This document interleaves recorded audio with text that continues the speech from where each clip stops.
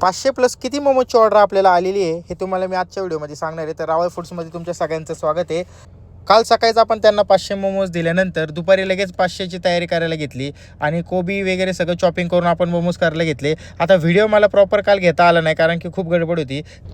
काल राहिलेले थोडे मोमोज बनवल्यानंतर मग मी आवरलं आणि मग म्हणलं आता दुकानावर जावं कारण खूप लेट झालं. पण खरं सांगू का, काल रात्री पण आम्ही झोपलो नव्हतो कारण की आम्ही पहाटे 4 मोमोज केले. त्यानंतर सकाळी लगेच उठायला लागलं आणि लगेच आता परत मोमोज केले. आता हे झाल्यानंतर कंटिन्यू घरातली गडबड आवरावर सगळं झाल्यावर मग दुकानावर आलो.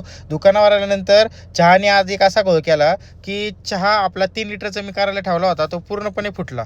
आता तो फुटल्यानंतर माझी एनर्जीच गेली. पण तरी म्हणलं काय करू शकतो, मग परत चहा फेकून दिला तो आणि परत 3 लिटर दूध आणलं आणि मग मी चहा केला. वर्षातनं दुसऱ्यांदा असं झालेलं आहे. पहिल्या वेळेस आपल्या इथल्या बायांनी काय केलं तर एक्सपायरी डेट न बघताच दूध पिशवी दिली ती आणि त्या पिशवीमध्ये दूध फुटलं होतं. दुसऱ्या वेळेस हे काल झालं. तर अशा पद्धतीने एवढी धावपळ करत असताना आपल्याला ऑर्डर पूर्ण करून देता आली आणि इतकी कंबर पाठण पाय एवढं दुखतंय ना बेकार, डोकं बी एवढं जाम झाले. आरती पण आजारी पडली, तिला तर कणकण आली कारण की रात्रभर जागून मोमोज केले. त्याच्या आदल्या दिवशी पण आपल्याला एक ऑर्डर होती वडापावची, त्याची तयारी केली आणि कंटिन्यू काम चालू आहे. झोप पण आम्ही अक्षरशः 3-4 तासच झोपलो असेल. त्याच्यामुळे आज पूर्ण बॉडी इतकी पेनिंग करते ना, सांगू पण शकत नाही. तर हेच मला उद्देश तुम्हाला सांगायचा आहे की व्यवसाय करताना आपल्याला काय वेळ पाहावा लागत नाही.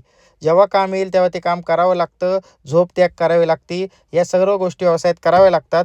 तर ही तयारी करून मनाची तुम्ही व्यवसायात उतरा. फक्त रील बघून व्यवसायात उतरू नका. तर हेच महत्त्वाचं तुम्हाला मला सांगायचं आहे. आता भेटूया पुढच्या ब्लॉगमध्ये.